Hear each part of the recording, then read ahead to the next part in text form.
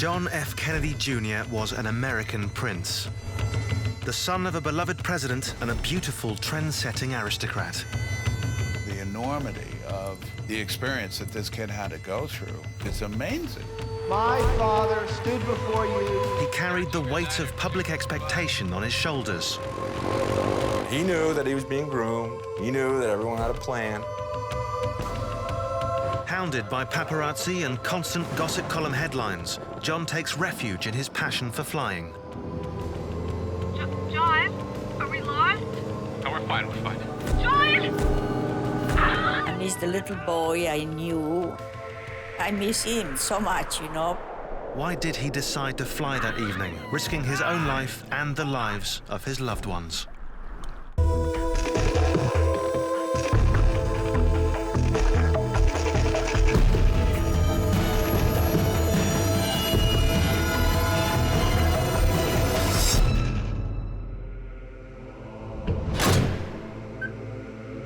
New York City, July 15th, 1999. John Kennedy Jr. begins the last 24 hours of his life.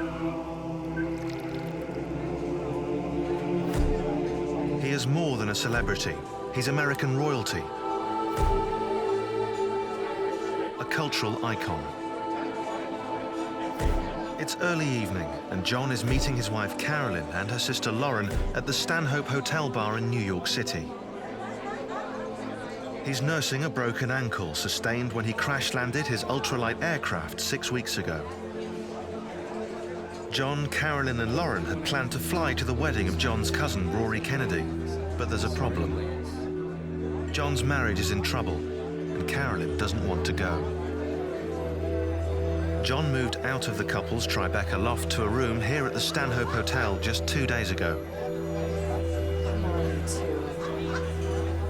Well, John had a fight with Carolyn, and she was such a high-maintenance person that you didn't make up with her in 5 minutes. It would take hours, or maybe even days to make up with her from one of the big fights.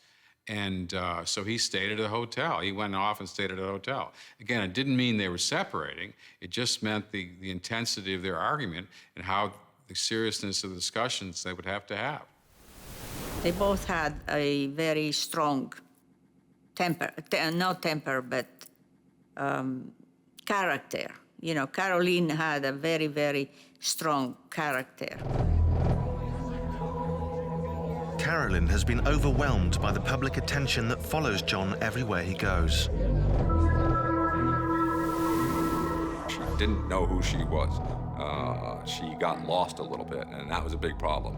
Well, John had no idea when he married Carolyn that she would be unable to deal with the media pressure. After all, she was in public relations beforehand. She seemed to love to be in the limelight. She seemed to be the perfect wife for John. But immediately after their honeymoon, they come back to their flat in Soho, and she can't deal with it. There are the photographers waiting there. She simply can't deal with it, and she becomes a recluse. She just stays in that apartment for days on end. I won't take no for an answer. In an effort to broker a compromise, Carolyn's sister, Carolyn Bessette, has pressured the couple to meet for drinks. It'll be a great idea. We'll all fly up together and we'll have fun. She encourages them to put aside their differences, at least for the weekend, and go as planned to John's cousin's wedding. Why don't you just put the last few weeks behind you? I just want this to stop. What is the matter with you two? Excuse me. John cherishes Kennedy family gatherings. She's so stubborn, my little sister. It's a chance for him to shed the public persona and relax with people who've shared triumphs and tragedies with him all his life. The Kennedys have had so much tragedy. They're used to circling the wagons. They're used to pulling together, grieving together, and resolving together. I've never seen a family like it. They're always there for one another. I want to try. Carolyn finally agrees. They will all fly together tomorrow afternoon. Control freak. But I love you for it. John, Carolyn, and Lauren have just 23 hours to live. John F. Kennedy Jr. lived his entire life in the public eye. He was America's most eligible bachelor and, according to People magazine, the sexiest man alive. He dated film stars and married the socialite Carolyn Bessette. He was on tabloid front pages and a regular in celebrity gossip columns. He wasn't thrown into a fire or a glare of media lights. He grew up there. I mean, he was the best at it. But it had this innocence about it. And that is probably the greatest lesson I learned from my friend was, don't be cynical. And to hear it from him was a beautiful thing. I'm not a political leader, but I can speak for those of my age. John lived with endless speculation about whether he had the ability to follow in the footsteps of a father he never knew.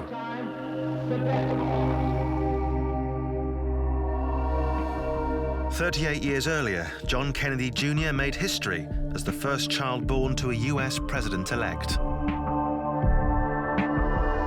John and Jackie Kennedy took Washington by storm, ushering in a whole new era.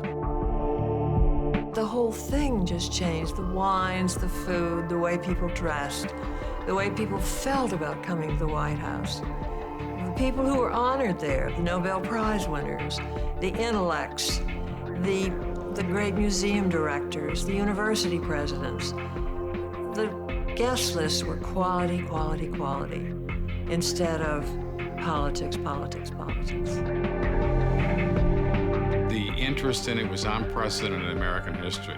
The magazines, the covers of the magazines, television, newspapers, radio, just nothing but the Kennedys.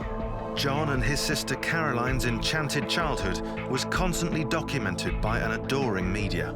Kennedy's being the first television administration, as it were really a novelty in American history. And young, vibrant, energetic, charismatic couple with the two golden children. I mean, the first two kids to grow up in the White House since, I think, the days of Grover Cleveland.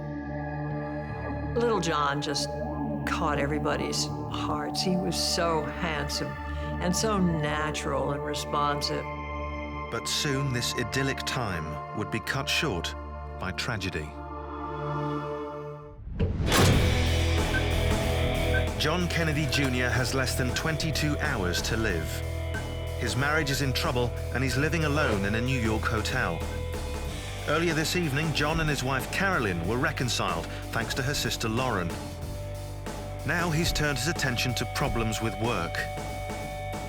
4 years ago, John launched a political magazine called George, but now sales have slowed and the magazine is floundering. John is up late, struggling to create a business plan to save the venture. He had a magazine that was in trouble. It might fold if he didn't get an infusion of cash. George was an important stepping stone for John Jr. It was something that he endeavored to do prior to entering the field of politics, which I think he recognized as an inevitable part of his life. John will meet his publisher in the morning. His attempt to be regarded as a serious player in publishing will be tested. Dealing with the bare-bone business of George was difficult for him. He did not enjoy it. He had to put on a suit and go into the boardroom and get berated. John is under maximum stress just when his life will depend on clear thinking.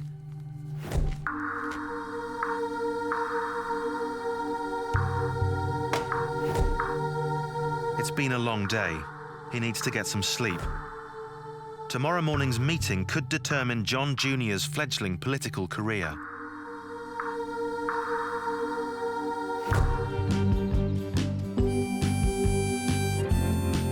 "36 years earlier, President John Kennedy and his spirited 2-year-old son had developed a unique bond. President Kennedy was so thrilled to have a son, but he was like every father. Every father is thrilled to have a son. And here was this beautiful boy. And so he loved it when little John came to his office and examined everything and played with everything.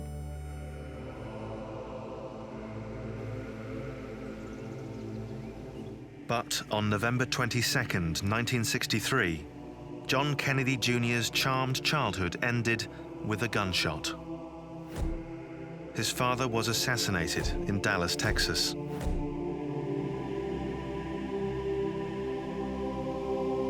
president was buried on John's 3rd birthday. He said often that he remembered nothing of his father, not even that famous scene where he's saluting the horse-drawn carriage that's carrying his father's body.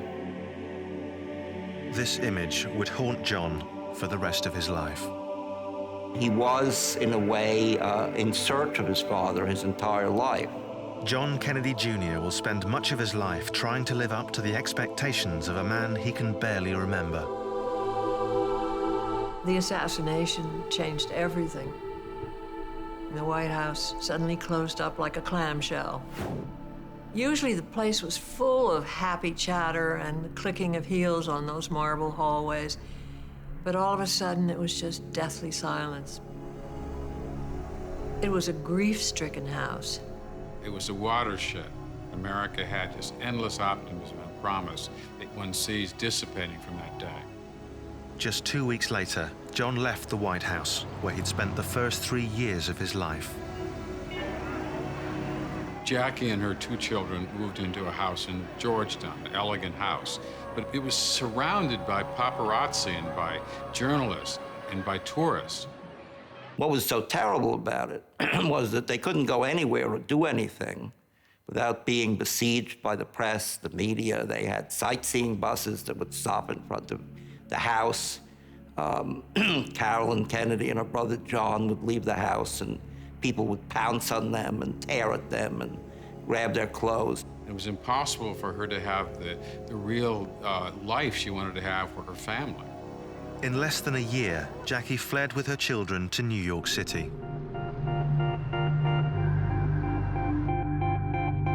Desperate for a father figure for her young son, Jackie turned to Bobby Kennedy. Robert Kennedy's courage and determination to follow in his brother's footsteps and run for the presidency made a huge impression on John Jr. Joseph Kennedy, the Kennedy patriarch, really had trained his sons that one must pick up the banner for the next. Now it was Bobby's turn to take up that banner and to get to the White House himself. My thanks to all of you, and now it's on to Chicago and let's win there. But on June 6, 1968, the unimaginable happened.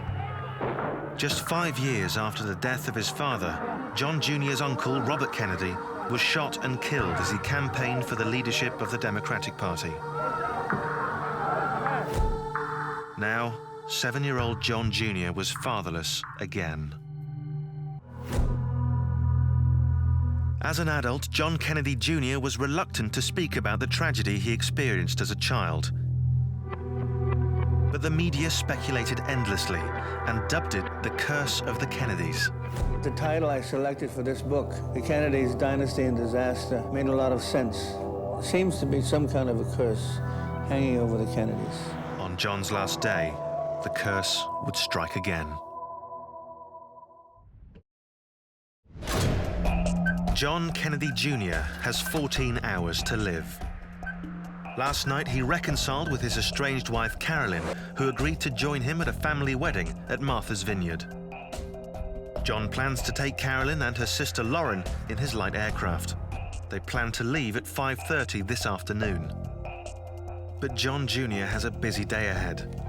He's already tired, having worked long into the night preparing a new business plan to save George, his political magazine, from financial disaster.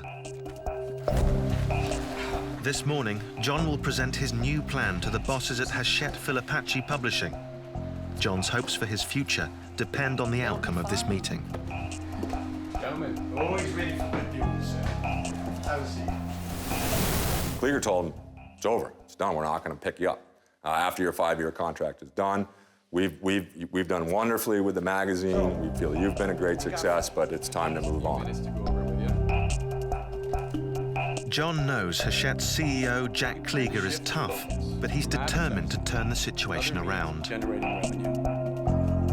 The business plan that he had presented was a strategic plan, but it didn't have, in my opinion, enough specific tactical executions that I could then go and present that to my bosses and feel comfortable with that presentation. John was very interested in expanding the George brand, and I agreed that it was an important element of what we were doing, or what we could do. John obviously was a magnet to be on television being interviewed, but he didn't really want it to be John Kennedy as the driving force. He wanted George to be there, so he wanted to get more of his editors and more of the content onto both the television and the internet. Hachette wants John to trade on the Kennedy name, but John has other ideas, and that's frustrated the publisher's executives. I would like your input. He got very, very specific, and his eyes got very straight when he said he didn't want his name taken advantage of by the company. This is not a comfortable experience for John, but no one would ever know. He's a man who's learned too well to hide behind his public persona. With his charm offensive, the meeting goes better than expected. Now, it's a framework in which we can So we went through a number of specifics that I wanted him to get into, which he was prepared to do and was willing to do. But he was upbeat. He thought he could have those specifics ready for me by the end of that day, which I said, that's fine. We're on the right track, John. John manages to buy himself some time. Time he doesn't have. Delighted. Have a great day.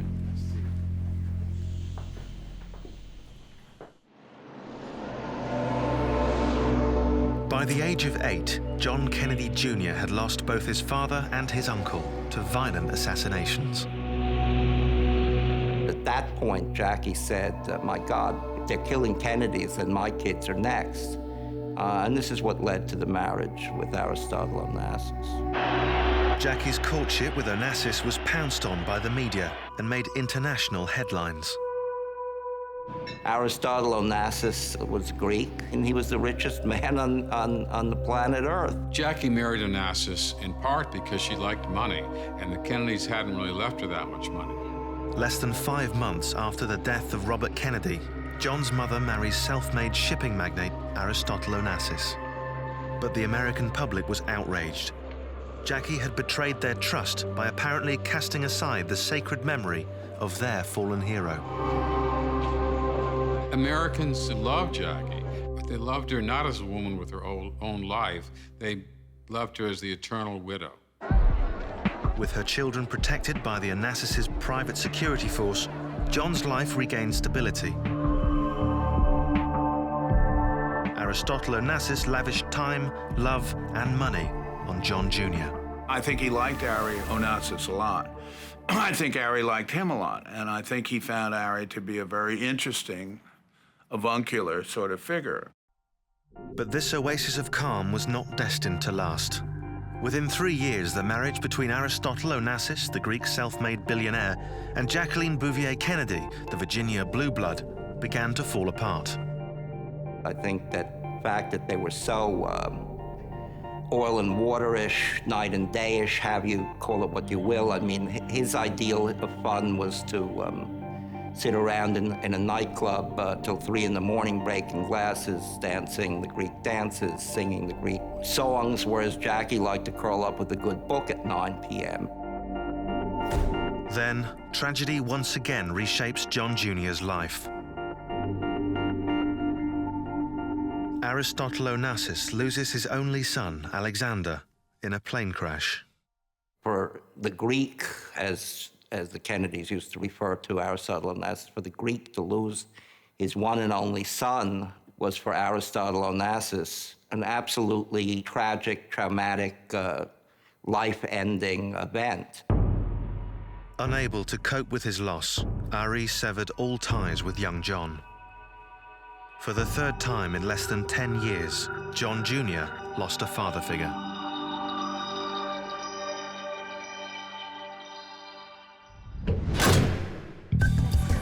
Just after midday, John is busy in his Manhattan office.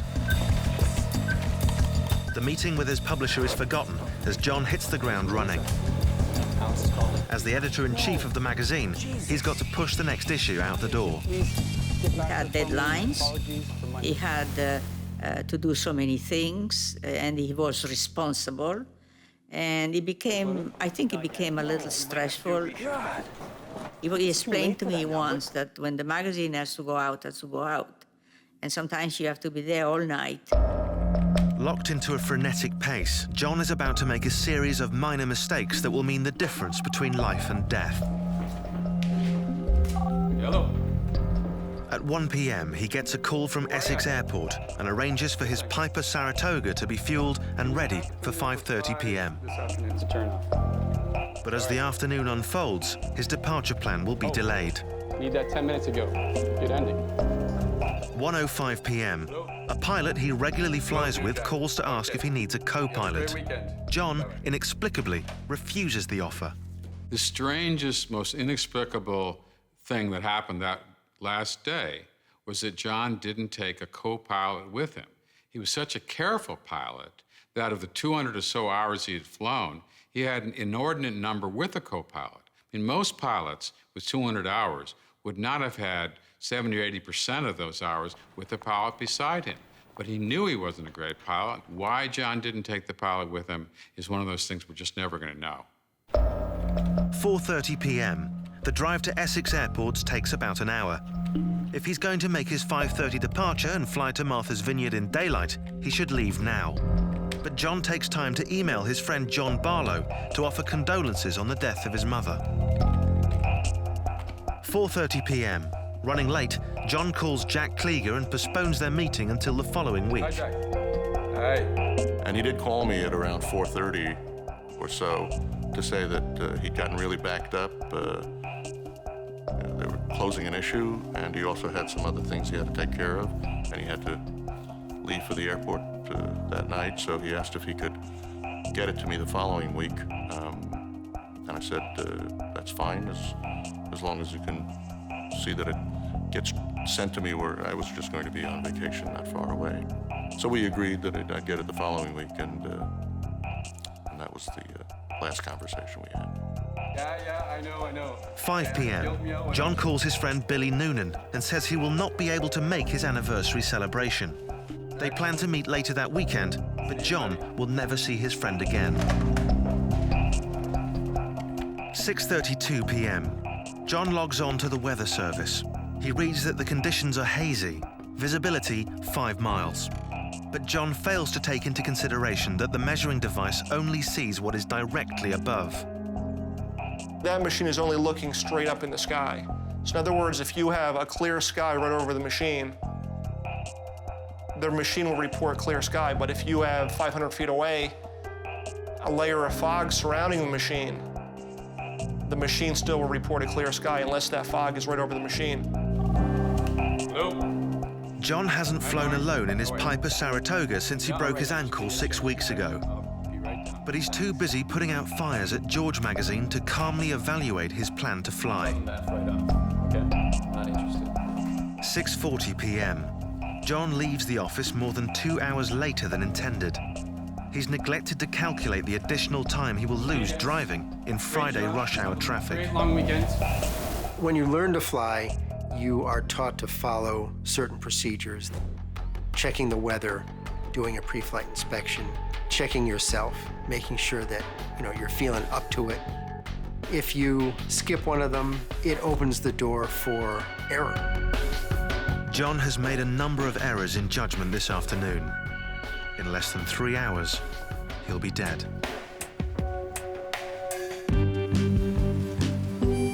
"22 years earlier, John celebrated his 16th birthday at the Kennedy compound.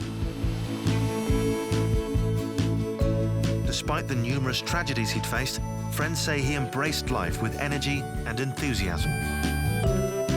Some strange appreciation of life, this desire to go out and do things, to see things, like a cat. He was just curious. He wanted to see everything and do everything. But John was at best an average student.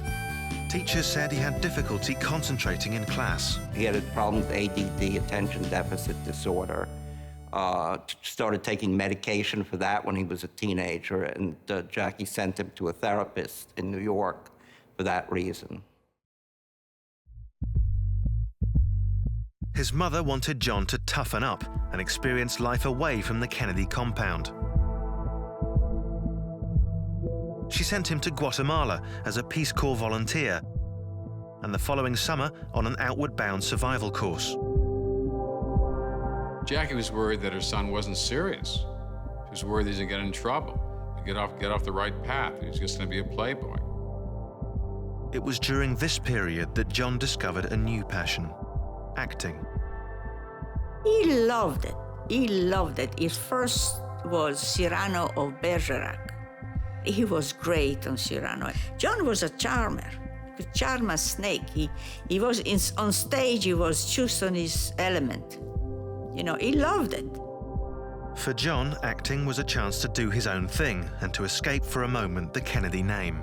He was, in fact, very charming, playing roles of down and outers, alcoholics. This was what he was best at, not playing somebody from his own background. It gave him the freedom to be someone other than himself. Deliberately avoiding Princeton and Harvard, where his father studied, John enrolled as a freshman at the smaller and more liberal Brown University. There, he was constantly monitored. Jackie watched over John very closely, often in ways he didn't even know. I mean, she got his grades, she'd call his professors. She was omnipresent. Jackie made sure John knew he must fulfill his duties as a Kennedy. He was often drafted in to introduce his Uncle Teddy at political functions. Ladies and gentlemen, my Uncle Ted Kennedy. And when he wanted to apply to drama school as a graduate student, Jackie insisted he study law. It was Jackie who ultimately put her foot down regarding his acting career and who said, look, you know, you're going to go to law school and you're going to study law and you're going to work. Succumbing to intense pressure, John suppressed his passion for acting and reluctantly entered New York University Law School. It was the first step towards accepting his Kennedy inheritance. John is already more than 2 hours late for his scheduled flight. It's almost 7 p.m. when he picks up Lauren, his wife's sister.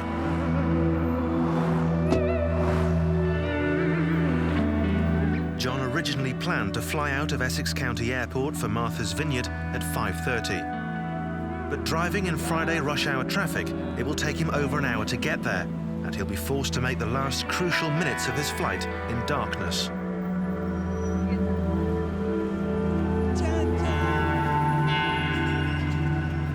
With no break in the traffic, John and Lauren are still at least 45 minutes from the airport. He could have called to reschedule the flight, but he did not. John's wife, Carolyn, has spent the afternoon shopping for a dress to wear to the family wedding. She decided to travel alone to Essex Airport. Now she too is stuck in traffic. She does not confer with John and her sister about the delay. Carolyn and John have always had a tempestuous relationship. When they met, she was well connected in the fashion industry. He was America's most eligible bachelor. They met when Carolyn was a shopping consultant for Calvin Klein. John fell madly in love. They caught each other's eye, and that spark didn't go away. That spark turned into a big flame, in many ways. They were America's golden couple, but by their last day, cracks have begun to appear. John has been accused of being insensitive. Some say Carolyn is controlling, a skilled manipulator. My wife called her a witch, but a good witch. And that she had this power about her, a mystery and an intelligence, I think, more than anything. She didn't necessarily not let you know what she was thinking, but you knew that she understood you.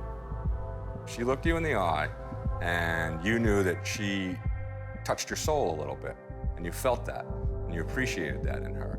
And John saw that right away with her. As I said, when I first saw her, I looked at the ground and tried to get out of the room, frankly. And they didn't even know each other that well yet. He was watching me react to her, and I think, and a lot of people react that way to her, and that was attractive to him.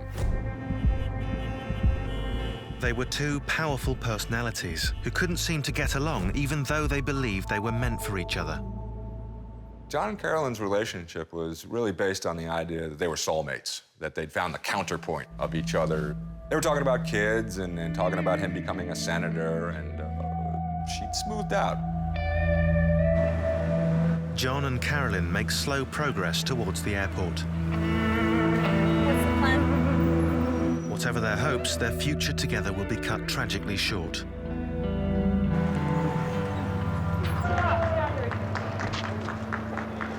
Slow news day, I guess, huh? John, a lot of people waiting for you here. How do you feel about this? Is it true that you passed the bar? Apparently it's true. I got the official word not long ago, so it's true. What do you mean not long ago? John began his career in law as an assistant district attorney in New York City. Absolutely. What kind of cases are you looking forward to? Well, whatever they give me. John, all this attention, answer the pressure, take it. Jackie was proud of her son, but her plans for John's future would soon be derailed. He said, I'm no Clarence Darrow. What do you want out of my life? He didn't enjoy being a lawyer. That kind of lifestyle didn't suit him.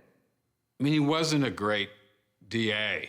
I mean, a lot of the bad guys were so delighted to meet John that they confessed. And he wasn't a prosecutor, okay? He was too nice to be a prosecutor. John became restless and dreamed of starting a political magazine. But the greatest obstacle to achieving this new goal would again be tragedy. When John was 33 years old, Jackie Kennedy was diagnosed with cancer. Putting his dreams aside, John devoted himself to the care of his mother. We always thought, oh, she's going to be okay, you know, because she told me, you know, I'm going to be okay, don't now get nervous about it. But despite her courage and John's constant care, 5 months later, Jacqueline Kennedy Onassis was dead.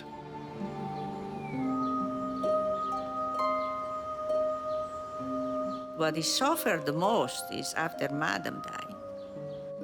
It was a big, big void on his life. For John, it was extraordinarily sad, but it was the evocation, the birth of a man. I mean, the day after she died, there he was in front of her building on 1040 Fifth Avenue in a blue suit, talking to the press. My mother passed on. She was surrounded by her friends and her family. Her death was horrible. It was the saddest I've ever seen. But he came out of it with her spirit firmly behind him. It's a reading from the second letter of St. Paul to the Thessalonians. But I would not have you to be ignorant, brethren. Jackie was gone, and although devastated by the loss, John Kennedy Jr. was now finally free to chart his own destiny. She told him on her deathbed, go use your name. You earned it.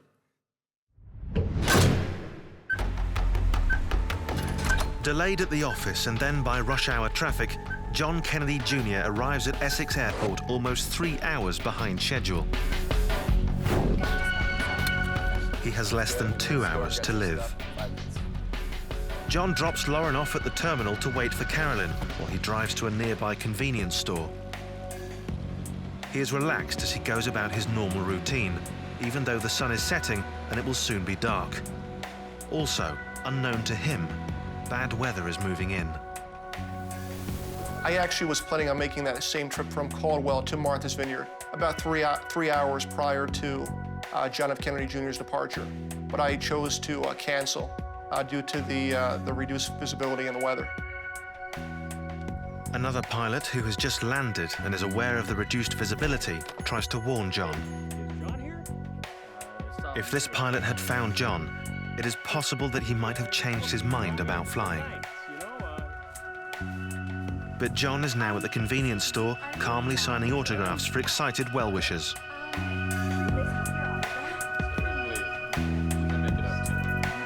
He had decided before making the trip that he was going to do it by himself. John felt, well, look, I'm out of this contraption on my ankle. My ankle feels good. I'm taking pain pills, but nevertheless, I'm ready to go. For John, the physical limitation was a challenge. That was the Kennedy way. This is a family that's out there that lives on the edge. They feel somehow that the only way that they can enjoy life is by living it in the most extreme sense. And if you do that enough, I mean, the odds are bound to take hold. He did not take excessive risks in the sense that I saw some of his other family members doing, but when it came to flying, he was almost anal. I went up with my family the week before, and I would have gone up the week after. When he landed, it was beautiful. You know, a lot of people said to me, why didn't you warn him? It would have been completely inappropriate for me to warn him or to give him advice, because I don't know his proficiency, I don't know, what his skill level is, and I don't know if there's a pilot or an instructor on the airplane with him. It's now 8:25 p.m. John had originally planned to make this trip in daylight. Leaving now means that soon he will be flying in the dark over the Atlantic Ocean. Is that John's plane over there? Yes, that's John's plane. Is that his wife with him? Yes, that's his wife. We should go over. Let's go. Thank you. Tragically, one of Jackie Kennedy's last wishes would have saved her son's life had he kept his word. She exacted from John a promise that he wouldn't pursue flying lessons after her death, but after her death he did in fact resume them. John couldn't resist his passion for flying. He began with ultralight planes, then bought a Cessna and quickly got his pilot's license. I know that he seemed very happy in an airplane when I was with him. It gave him a lot of joy, I know that. 3 months before he died, John purchased a Piper Saratoga, a much faster, more powerful aircraft.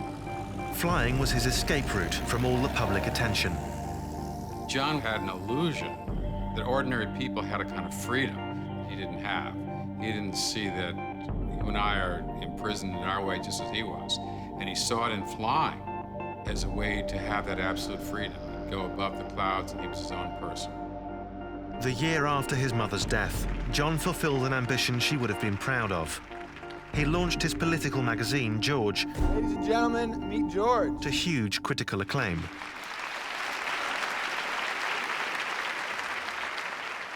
The beginning of George was like an eagle taking off for him, that he happened to be riding.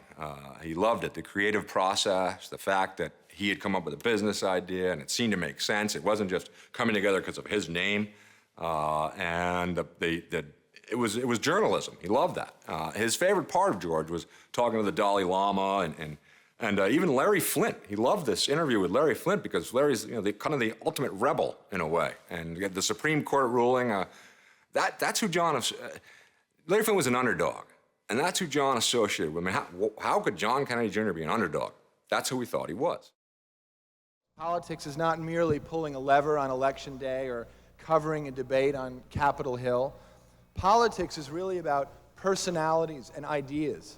It's about he found himself with George. I mean, even if it failed, he knew all that magazine had done for him, and it had given an entree to a whole new world. After years of trying to find his place in the world, it seemed that by his early 30s, John Jr. was poised to create his own version of what it means to be a Kennedy. It was a vision that, tragically, would never be realized. Why don't we see any lights, John? John!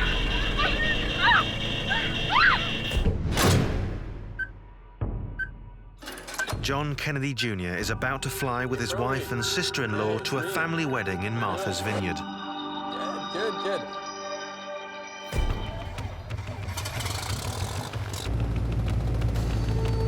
It is now 8:35 p.m. Only an hour of daylight remains. John should have left at 5:30. Each individual pilot has to make his own decision to fly after careful consideration of all the variables. Ready to taxi with Mike. Right turn around, northeast bound. Affirmative. 8:34 p.m. John contacts air traffic control. The conditions on the ground are slightly hazy. The problem with haze is that you can take off and the first 1,000 feet or so as you're climbing out could be clear. But when you get higher, you could enter a haze layer and not be prepared for it. And that happens very often in the summer. John is only certified for Visual Flight Rules, or VFR. Ready to go, guys? The theory behind VFR is that you will be able to maneuver the airplane by looking out the window and being able to determine the plane's relationship to the horizon. When the horizon is not visible, the pilot is essentially flying blind. To be certified to fly under these conditions, a pilot must go through rigorous training, learning to use only instruments to navigate. Making it right downward departure. Affirmative, right downward departure on 22. John has very limited expertise in instrument navigation and is not certified.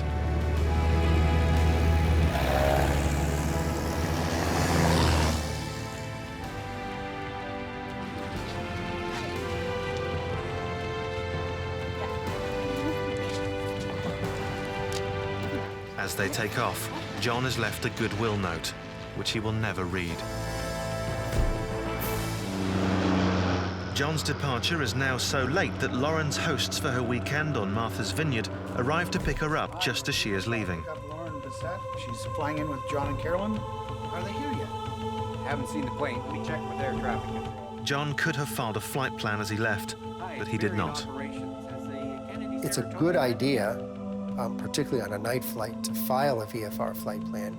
The advantage being that once you file and activate it, there will be someone waiting for you to cancel it when you arrive at your destination.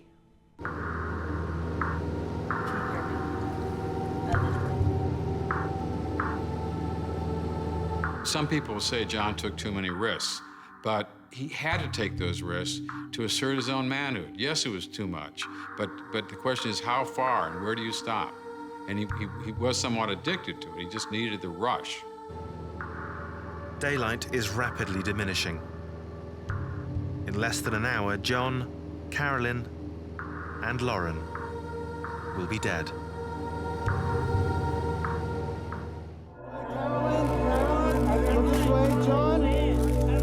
One year earlier, it seemed John Kennedy Jr. was set to fulfill the expectations of an adoring American public. His political magazine, George, was doing well.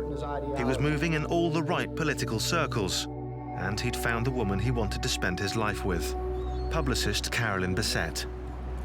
How was the honeymoon, John? Hold it, please, for us. Look this way. Oh! Foiling intense media speculation, he orchestrated a secret wedding on Cumberland Island off the Georgia coast. John, we're not getting you. Can you look back up and look this way, Carolyn? We weren't supposed to tell anybody. I remember when they told me in July. You know, it was a long time to keep it until September. I remember him pumping his fist that they'd gotten it done. Like, yes, we did it. To her satisfaction. And it was a wonderful wedding, it really was. The wedding made headlines around the world. They were portrayed as the perfect couple. But sparks flew between Carolyn and John from the moment they met. He liked the fact that there was trouble there. And it wasn't until he married her, he saw that the trouble wasn't going to end. She was strong-willed. I mean, she had her own point of view. She was not some little housewife or something like that was just going to sit there. She had sophisticated friends when she met them. She had a nice life. She comes from a very nice family. I mean, she had her own personality, and she had her own point of view. As they faced up to their problems, the media onslaught was unbearable for Carolyn. There was always some guy lurking around, and who would take her picture or run up to her, or just invade her space. And I don't think anybody can be prepared for that. Then rumors of Carolyn's drug use began to surface in the tabloids. Carolyn used coke the way most people used coke from that generation. When they partied, it's the chosen recreational drug of the fashion industry. Next, John was spotted with ex-girlfriends and affairs were suspected, something his friends dispute. He's a monogamous guy, frankly. You see his loyalty with his friends. It was the same thing as with his girlfriends. He had every skirt thrown at him on earth, frankly. He was an innocent. He was very innocent on that level, and you'd like to think that he was a little maybe more mysterious, but frankly, he stuck to his knitting. Most damaging, John's magazine began to fail, and his ability to live up to his father's legacy was questioned. John hoped to save his marriage. He wanted his magazine to thrive again, and he wanted to establish his own reputation. All he needed was time.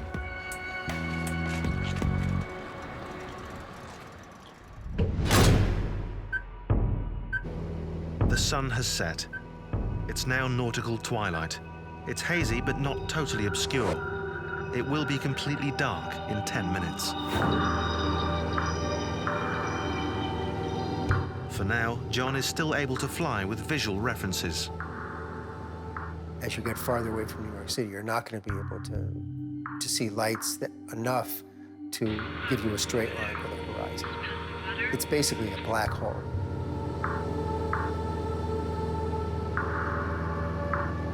Flying over water at nighttime, you pretty much lose that horizon. You're solely referencing your instruments.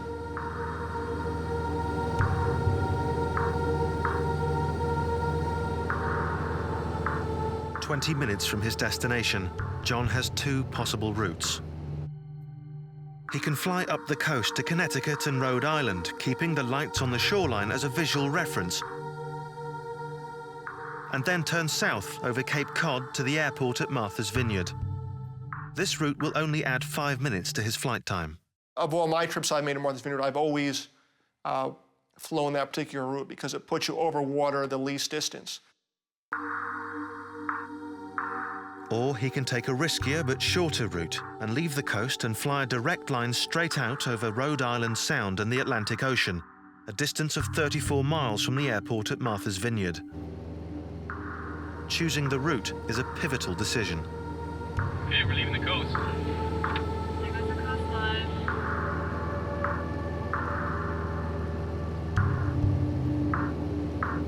John chooses to fly the direct route, out over the ocean into the void.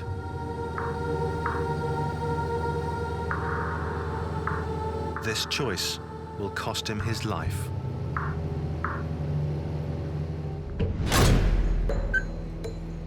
In just 2 minutes, John will be flying in complete darkness. In 5 minutes, he'll be dead.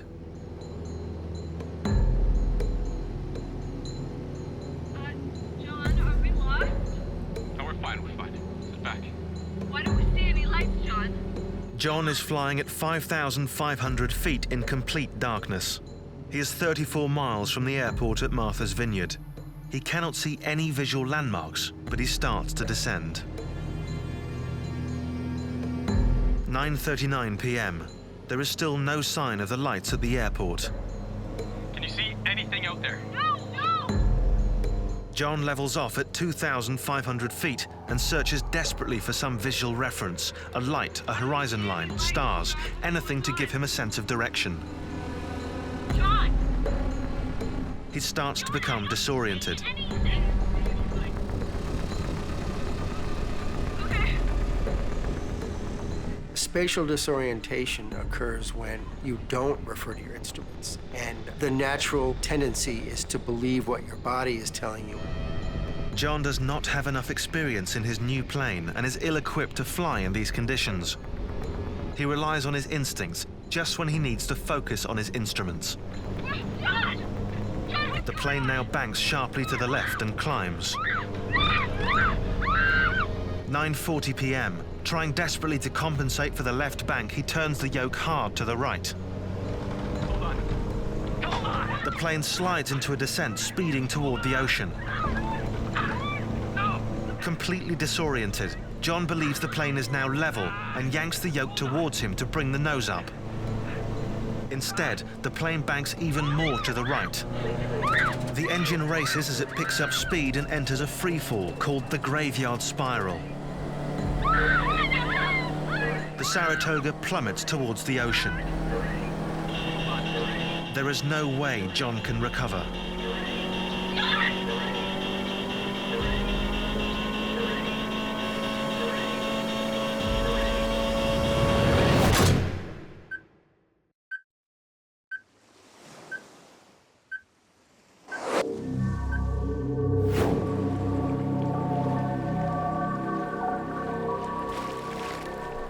I miss him, I miss I missed the little boy I knew, and, you know, I couldn't believe that it was going to finish this way. Coast Guard will resume its air search in the morning. Around the world, feelings of shock and disbelief resonate as news spreads of John Kennedy Jr.'s disappearance. The media descends on Martha's Vineyard as a massive search is ordered. I knew that he was dead. They couldn't find him. Planes don't go missing. There is a suitcase with a business card and the business card attached to a little plastic insert within the suitcase is in the name of Carolyn Bessette. John Kennedy Jr. died on the 16th of July, 1999. 6 days later, on the USS Briscoe, the Kennedys once again gather to bury one of their own as an entire nation mourns. With his death, the world will never know what his true contribution might have been.